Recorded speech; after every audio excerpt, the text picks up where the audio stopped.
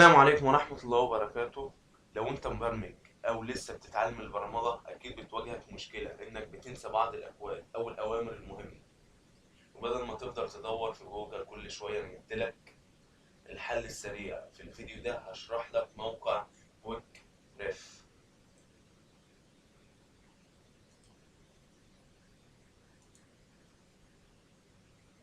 الموقع اللي هيخليك تلاقي كل الاكواد والمراجع اللي محتاجة في اي لغة برمجة في ثواني.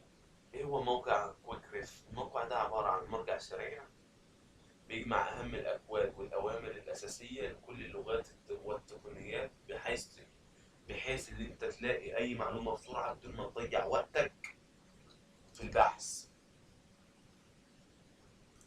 إزاي تستخدم موقع إزاي تستخدم الموقع ده؟ يعني بمجرد ما تفتح الموقع هتلاقي قائمة بكل لغات البرمجة والتقنيات معاك: جافا سكريبت، بايثون، بوش، شات جي بي تي، كله، اكسبريس، سي شارب، راست، جون، دارت، كله مش ما تقلقش، اوعى تقلق.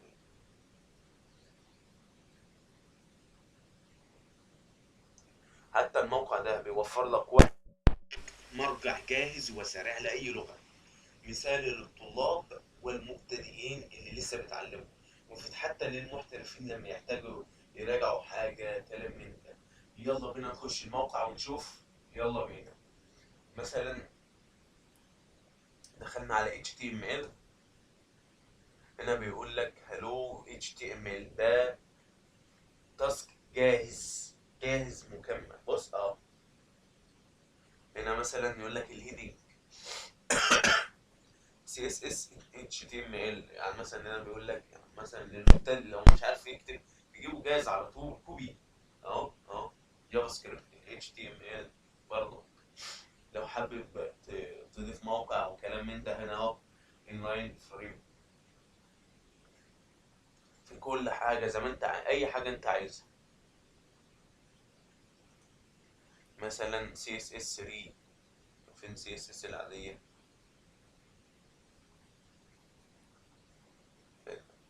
انا واصل.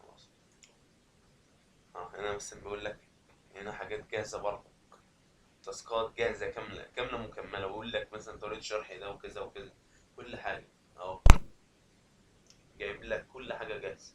مثلا نخش على بايثون. بصوا انا في الاول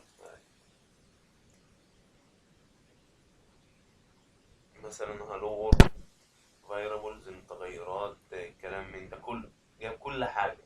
الموقع ده مفيد جدا جدا جدا، والموقع ده كنز لأي مبرمج جواه طاقة وشجاعة.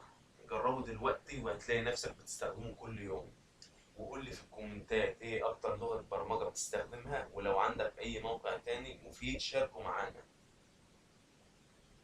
وما تنساش اللايك والشير والاشتراك.